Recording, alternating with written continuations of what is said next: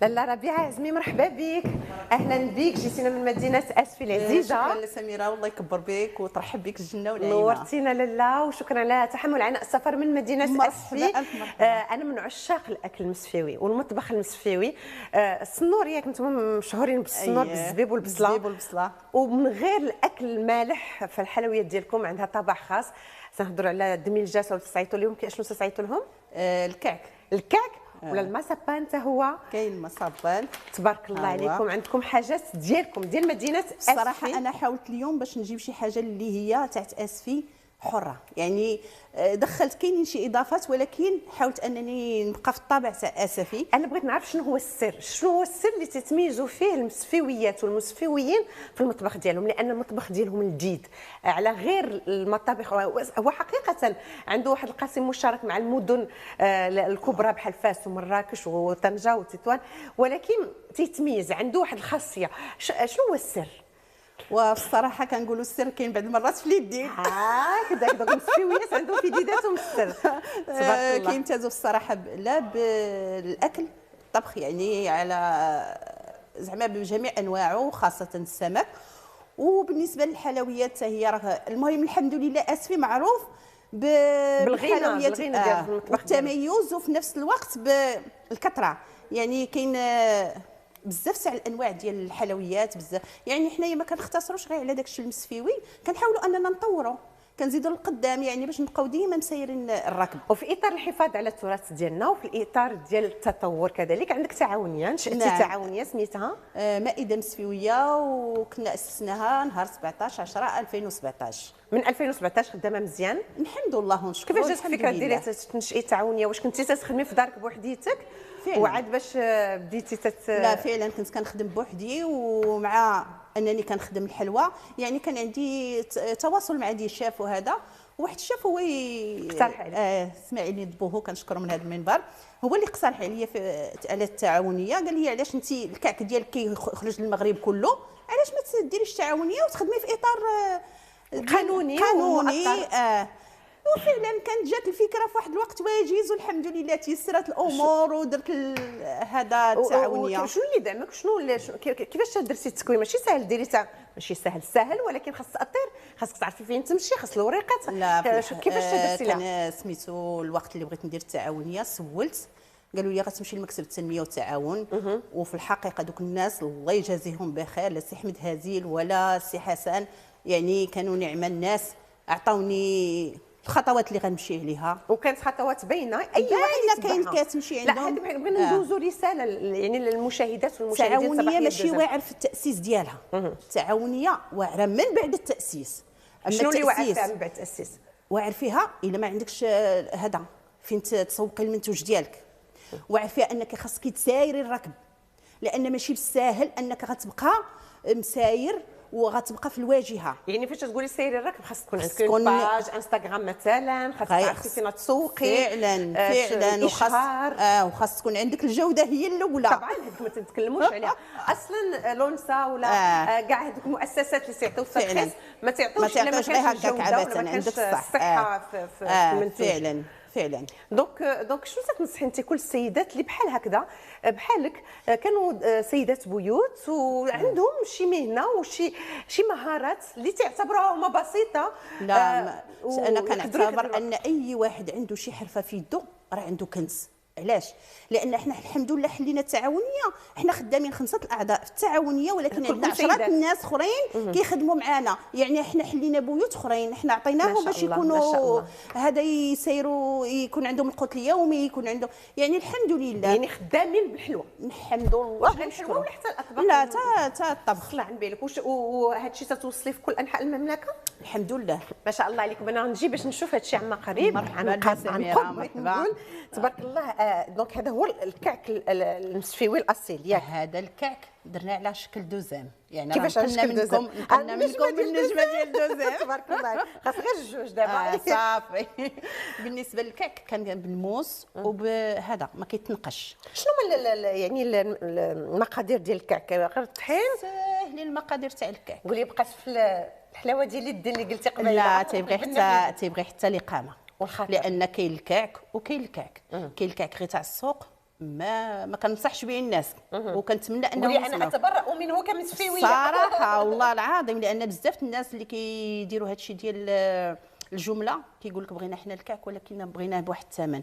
ما يمكنش ليا نخدم انا بشي حاجه، غنعطي شي حاجه نعطيها زوينه، لان هذا مقيوم زعما تبارك الله، فيه النافع، فيه النافع، فيه الزنجلان، الصلعان زوينه وريحته غزال، وكما قلتي لي قبيله محمر من الداخل ومن برا. تيجي محمر. هذا هو التحدي. خصو يكون الا بغيتي الكعك يكون مزيان. ها انتم كي كتشوفوا شوف كيفاش مقرمل بعدا تقرميشه كروكون هو. واللي عنده الكعك يحتفظ به في شي حاجه سخونه، ما تحطوش غير هكا في شي بواطه اللي غتدخل ليه البرد غيبرد. واخا. وش الاجتهاد عاود ثاني درتي في هذا الكعك؟ هذا كعك مالح، هذا كعك مالح بالكبار اللي هو منتوج خاص بمدينه اسفي. كبار ما تناكلوش بزاف، ولكن الا وظفتيه في شي حاجه ممكن بحال هذا الوليدات. بالنسبه للوليدات الا عطيتيه وحيده غياكلها، ولكن هو راه المنافع كثيره، ولكن هو غياكل على ان بسكوي. ما هذاك الحموضات الكبار وهذاك الشيء اللي كينفع منه فعلا. دونك حنايا هذا تتنصحي به الوليدات الصغار في كوتي. كنصح تقدري تصوبي للوليدات الصغار كوتي بعدا كان عندنا واحد الكاطو ما جبتوش للاسف. عندنا كاطو كنديروه راه كيجي تيخرج بالماكينه، الناس كياخذوه من عندي انا الصراحه، كياخذوه تيدوه للدراري كوتي. هو ناشف. اش يعطوا ليه بالدرجه؟ كاين اللي كيقول لي هنا في كازا كيقولوا ليه الكاطو ديال الفراكه، وحنا كنقولوا ليه كاطو. حيت فيه دوك الشريطات، حنا تنقولوا ليه كاطو تاع الماكينه. هذاك رائع بالنسبه للوليدات، يعني لا خداو شي حاجه اللي منفعه وشي حاجه اللي ما غضرهمش. واضح. من غير الكعك كاين المازابان هي العقده د اللوز ياك؟ العقده اللوز ولكن مخدومه بطريقه مسفيويه. ماشي الطريقه الاخرى اللي صنعوا ديال الزبده وشويه ديال الزهر. لا هذا كيتخدم صفار البيض والليمون هكذا، ما كيتخدمش لا العجينه ديالو ولا الحشوه. واخا دونك حيت كاينه العجينه على برا عاد باش الحشوه هي العقده ديال اللوز. خاص ضروري هاد الفينيدات هادو والا ما غيكونش حلوه. لا ماشي مصبان لا يعني راه كاين الناس اللي تيدخلوا عليه تيديروا ليه عقيق اخر ولا شي حاجه اخرى، ولكن لا المصبان هو هذا المصبان بالطريقه المسفيويه الحقيقيه. الله يعطيك الصحه. ماشي انا سمعت بان كذلك هذا التراث في المطبخ المسفيوي جاي كذلك عنده اصول اكيد مسفيويه متعلقه بالبلاد، ولكن متعلقه بسبب اليهود المغاربه اليهود. بالنسبه للمصبان ولا الكعك تاع اليهود اللي كانوا في هذا، لان الملك الاسباني ملي جرى على الموريسكيين كانوا عندهم دوك الحيلي ديالهم خصهم فاش يخبيوهم. ابتكروا واحد العجين، هذاك العجين خباو فيه الدبالج ديالهم، خباو فيه المسائل ديالهم، انهم دخلوهم للمغرب. هادو يهود جاو للمغرب عيطوا ليه حتى حلوه الدمليش. عيطوا ليه حلوه الدمليش. وصافي باش دخلوا هي باش دخلوا الحلي ديالهم دخلوهم على هاد الطريقه. وهاد الطريقه ملي الناس ديال اسيا الاصليين كانوا يعني كان واحد تمازج بيننا وبين اليهود، يعني كانت صله كان المعايشه والتسامح ولا توليرونس من دائما في المغرب الحمد لله. صافي خداو لاغوسات عليهم، خداو سميتو بدات كتطور، بداو المهم ها هي دخلت لها بحال دابا السبوله، يعني دخلنا بالمنقاش، يعني كتعطي غير كتزيني هذاك المنظر ولكن ديال الاصليه جات من عندك. هذه ماشي ديالهم، هذه ماشي ديال اليهود المغاربه. لا هذا مبتكر هذا دخلنا عليه حنا مخرمش تبارك الله، وابتكار صحي وجديد. وبالنسبه للناس اللي ما تياكلوش السكر هذا مالح. فعلا بزاف الناس اللي كيطلبوا لينا دابا تيقول لك ما تناكلش السكر كيطلبوا لينا هذا. بالنسبه للكعك المسوس الا درتيه ما كيصدقش، ما تيتحمرش حتى في الوجه وتيتفرتت. دونك اختاريتي انك ديري معاه لي غران بحال هكا البذور وخدمنا حتى الكعك سميتو بالاعشاب. جميل غيكون غزال. واخا عطيني حليوات واحد اخرين ديال اسفي.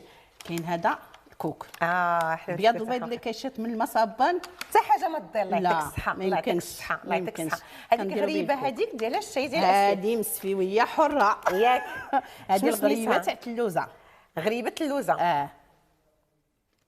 هذه غريبه تاع اللوزه. من الريحه ديالها ما باينه، ما مقيتاش بزاف، ما حلواش بزاف. لا ما كان اصلا حنا كنقصوا شويه الحلاوه. دابا الناس كلهم دابا تيعانيوا من السكر، كيعانيو ناس سميتو كنحاولوا اننا نقصوا السكر. الله يعطيك الصحه. هذه كتخدم حتى هي غير بالدقيق وبالكوك، كندير فيها واحد النسبه الكوك ماشي بزاف. هذه والكعك ما كيخطاوش شي دار في اسفي ياك. هادو دوازاتاي ضروري خاصهم يكونوا دابا هادو دوازاتاي. انا راه بغيت نجيبها هي خصيصا لانها عندها واحد شعبيه كبيره، كل بيسه فيها هذه الغريبه.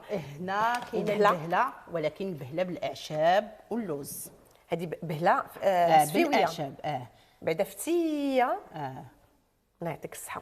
ريحتها غزال، سي فغي باين فيها الاعشاب. هذه بالاعشاب درناها. بالنسبه لهنا كعب غزال هنايا باش تيتميز كعب غزال مسفيوي. كأي عقدة اللوز غير انت ماشي العقده اللي تديروا في مسابه، لا هذه العقده لا هذا بوحدو، هذا خدمته بوحدو. العقدة اللوز العاديه اللي كنديروا فيها الزهر، فيها القرفه، فيها سميتو المسكه حره. غير حنايا هنا كندخلوا عليه اننا نقشناه، ما درناش غير سامبل. الذوق الفخار تبعكم في كل شيء تبارك الله ما شاء الله. جبتي لنا كذلك شنو هي هذه؟ الميريغليز او القرقاعه. كتخدم بالقرقاع، هي تقليديه هذه. هذه تابعه. الا درتي المصابان اما ديري هذه تاع الكوك واما ديري الميريغليز. هاد الميريغليز كتخدم بالقرقاع، تخدم باللوز، تخدم بكاوكاو، وهنايا المورانك ديالها كتخدم بوحدها عاد، وكطيب كلها دقه وحده، ماشي كديري كل حاجه بوحدها. مع المورانك ديالها كتجي فتيه رطبه من الداخل معلكه، والمورانك واقفه. مورانك نيت. الله يعطيك الصحه، الله يعطيك الصحه. الدليل بان تستخدمي حتى الرومي، يعني هذا ما تيمنعكش انك لا خصنا ديما حنا نسيروا. جبتي لي معك؟ جبت غير بغيت نجيبهم لان باش يعرفوا الناس راه حنا كنخدموا كل شيء، كنخدموا البريستيج، كنخدموا كل شيء.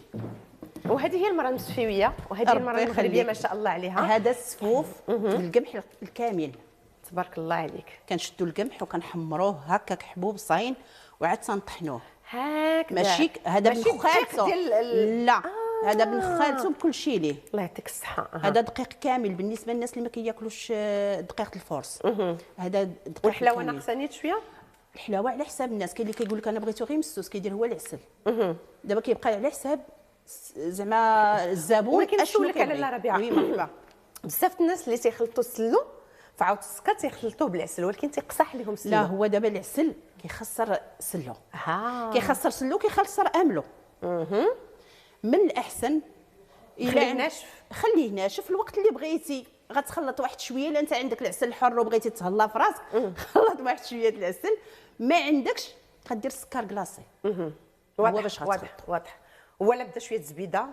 ضروري الزبده، ضروري الزيت البلديه، ضروري الشباكيه بحال الشباكيه تاع اللوز على حقها وطريقها وقوامها. واش غادي نقول لك لاله ربيعه؟ وزدنا هنايا الكنافه باللوز. الكنافه هي هذه كتبان الشيء جديد، هذا الشيء ياك.